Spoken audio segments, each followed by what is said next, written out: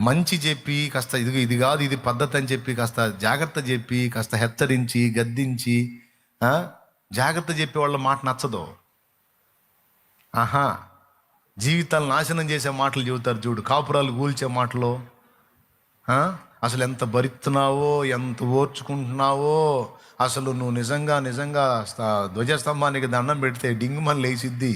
అసలు పతివ్రత సాధ్వి శిరోమణివి, నీ ఎంత ఓర్పు సహనాలు ఎవరికి లేవు, నువ్వు కాబట్టి భరిస్తున్నావు. ఆయనేమో నల్లగా కాకిలాగా ఉంటాడు, నువ్వు కాబట్టి ఆయన ఇట్లాంటి పనికిమాలిన మాటలు చెప్పే వాళ్ళ మాటలు భలే బాగుంటాయి. పనికిమాలిందానా, కాపురాన్ని జాగ్రత్త చేసుకో. పెద్ద ఏదో నువ్వు లోకానికి విరుద్ధంగా నువ్వే కష్టాలు పడుతున్నట్టు బిల్డప్ ఇవ్వకు. నీ కాడికి ఎక్కువ కష్టాలు పడుతున్న వాళ్ళు ఉన్నారు. తాగుబోతు భర్తలతో, తిరుగుబోతు భర్తలతో, బాధ్యత పట్టించుకొని భర్తలతో, కష్టపడిన చాకిరిని కూడా తీసుకెళ్ళి తాగి తలగబోసుకునే దౌర్భాగ్యులతో నానా బాధలు పడి కూడా కాపురాలు చేస్తున్నారు ఆడపిల్లలో. అంత శోధన నీకు లేదుగమ్మా. కొద్ది గొప్ప సమస్యలు ఉంటే ఓర్చుకోమ్మా, తట్టుకోమ్మా, నిలబడమ్మా. నువ్వు దేవుని బిడ్డవమ్మా అని గద్దించి హెచ్చరించి బుద్ధి చెప్పే వాళ్ళు మాటలచ్చో కాబట్టి పడుతున్నావు. కానీ నేనైతే ఎప్పుడూ ఎగ్గొట్టిపోయేదాన్ని అనే మాటలు ఉంటాయి చూసావా.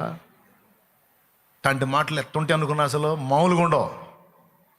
ఈ కాపురాలు తీసే మాటలు, కుటుంబాలని కూల్చే మాటలు, దీపాలు ఆర్పే మాటలు, ఈ అబద్ధాల మాటలన్నీ కొంతమందికి గద్దింపు నచ్చదో.